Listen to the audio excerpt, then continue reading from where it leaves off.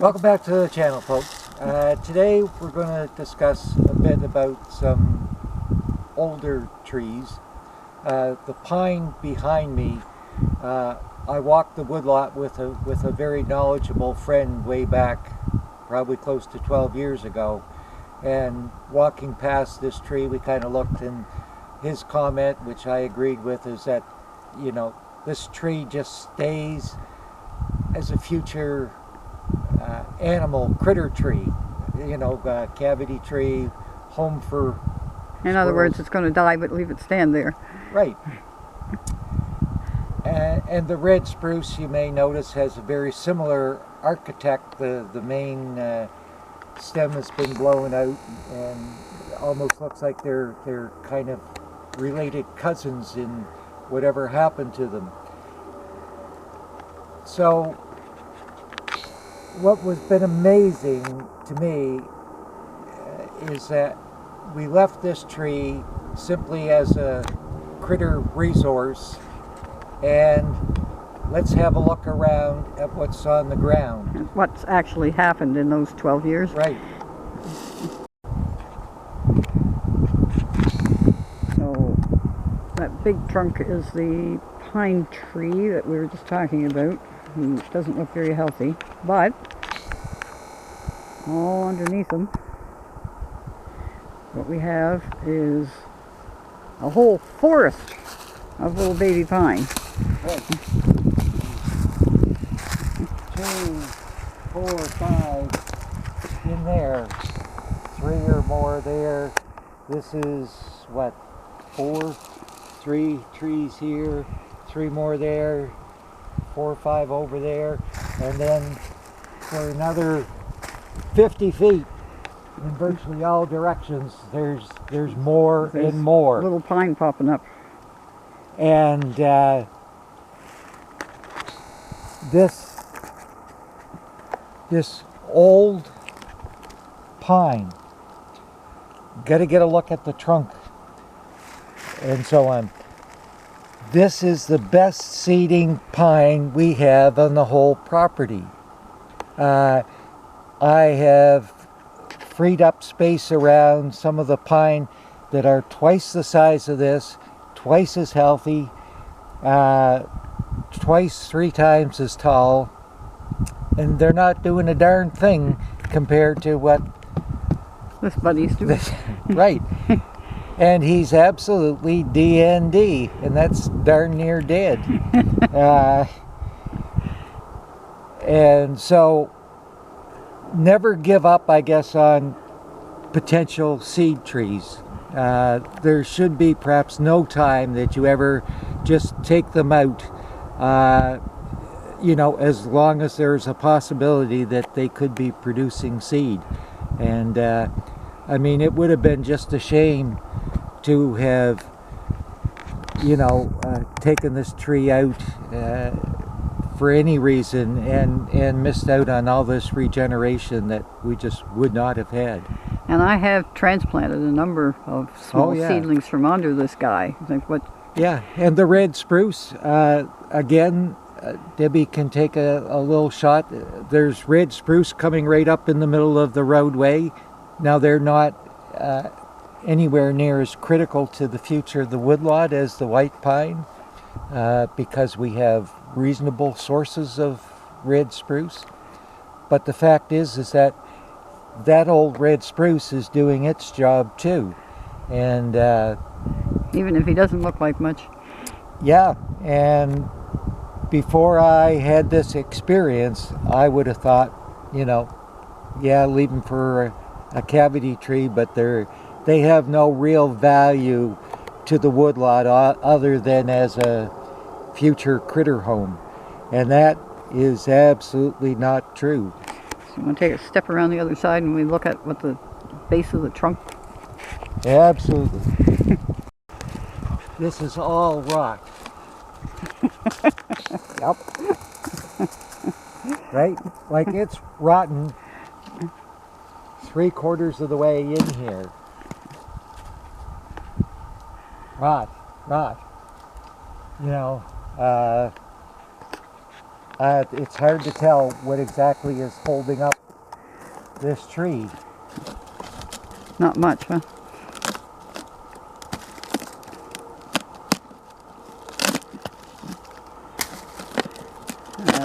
Maybe we should just leave that there. Well, this is rot. It's not doing any harm, I don't think, at this stage to take it out. So it's well over half rotted through, and yeah, never count out these poor trees. And I shouldn't say old, because this tree might not be that old. I would be surprised if it's more than 40 or 50 years old, but I could be totally wrong on that. No, that's probably wrong. I would think it probably has to be older than that, but it's not a super old tree. We won't be counting the rings in there for sure. Because they're all going to rot off. Yeah, because most of them are missing. Anyhow, now we need to have a look at how we're going to try and manage our regeneration here. So how we manage, or going to try and manage these white pine, and this is experimental, have not read or heard or seen anything about it. White pine is different from our other conifer species in that we have present in our woodlots here what's called the pine weevil. And what it does, it attacks the leader of the white pine, and it's not life-threatening. What it tends to do is attack persistently in many cases until eventually the tree grows tall enough that presumably this weevil can no longer reach it. That's somewhere up around the 22 foot mark. And it certainly can cause the white pine to grow awkwardly because the side branches all try and take over as the leader. But in terms of severely shortening the life of the pine, I don't think it's dangerous in that regard. This makes for a real ugly tree. Right. And apparently now there's a 2-day webinar on this coming up fairly soon that I think I'm going to attend. Unfortunately, I haven't seen it, and I'm not sure. I may talk more knowledgeably about this white pine weevil after I do. After you see the webinar, right? But in normal, what's called pre-commercial thinning, where you're basically sorting out the young trees in your woodlot and who's going to go and who's going to survive and so on, they normally just go through with a thinning saw and create a 6 to 7 foot space between the trees that are being kept and clear everything else. My understanding is that if pine can grow in a competitive environment surrounded by other vegetation, that somehow the pine weevil overlooks it and may not attack it. So the goal here is to try and have these white pine grow in a competitive environment with other trees around them, and yet at the same time be successful in outgrowing and keeping ahead of these competitors, because we don't want them to be overgrown by the competitors and croak. So you want the competitors to give them, basically the pine, a place to hide from the pine weevil, but at the same time you don't want them competing and becoming the dominant tree and leaving the pine behind. Yeah. Okay. So part of the strategy here, and this is probably not a great example, but we have this pine, and this fir is probably a tiny bit taller, but he's also sitting up higher. So once upon a time, would have just reached, grabbed, and thrown him away or whatever. Hauled him out. But at this point, all I'm going to try and do is slow them down. right. And fir can take this kind of pruning, and of course if he does croak, well, It's a fir. He's a fir. Cruel to say, but so by using this kind of strategy, will it work? Well, it's an experiment, so there's no guarantees in this. But we're going to try and keep as much competition around these pine as possible, and just try and keep them managed enough that the pine will make it through. Sounds good in theory. Sounds good in theory.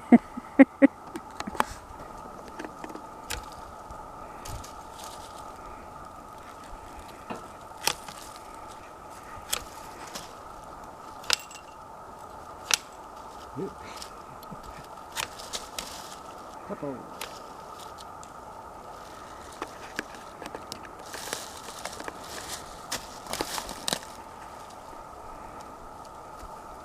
That's pretty good.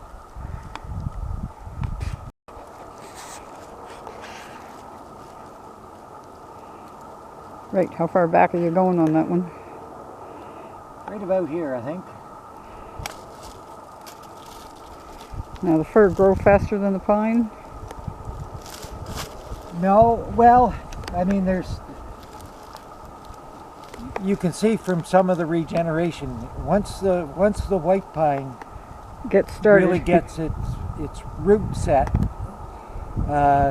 we have examples here of well over 12 inches growth in 1 year, In just this summer. which I'm pretty sure is going to be outperform these Any fir. of the balsam fir. But at the same time, they often get started and growing faster than I think the white pine do. So it's a matter of keeping an eye on things. Really need to come in here and revisit every few years until we have a real sense of what's happening in terms of the whole competitive environment. And how well this experiment is actually working. Yes, yes. It's an experiment with follow-up supervision required. So the birch have got to go. These guys back. Well, again, they'll easily come back up, re-sprout again. They will be back. No question about that.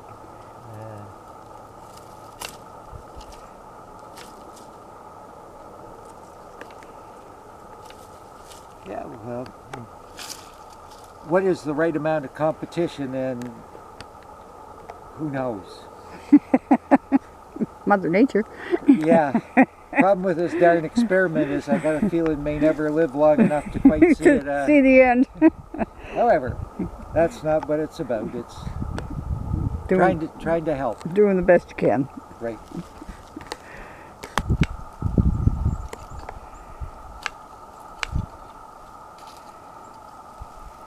I think he's quite well suited. Seems to be doing quite well there. Keep him going. But he does stick up above everything else, so he is subject to the weevil. Well, again, if there's enough competition around him, it's not so much sticking up as my understanding. It's not having competing trees around, so he could be. So it's not that he's a couple of feet taller, it's if there's nothing else around him. Well, no, you want him to be at least a couple of feet taller, because otherwise you're suppressing his growth. Right, you want him to be the leader in the group. Right. The leader of the pack. Yes. So my current rule of thumb is if you're freeing up a large tree, the general rule is you want to see a healthy crown of about 40%. Some say 30, but 40% of the tree is healthy crown. So again, allow competition to come up to approximately 60% of the height of the pine and leave the top 40% free of competition is kind of the strategy. Your strategy. My undocumented, unproven, Experimental strategy. Yes. Okay. Yes. Well, thanks for watching, folks. Hope this has given you something to think about in terms of managing white pine and perhaps other regeneration, and trying to keep and save any of those desirable tree species, no matter how old they get and how rickety they look. And how decrepit they look. Right. So, anyhow, stay safe. Catch you in the next video. Catch you next time, guys.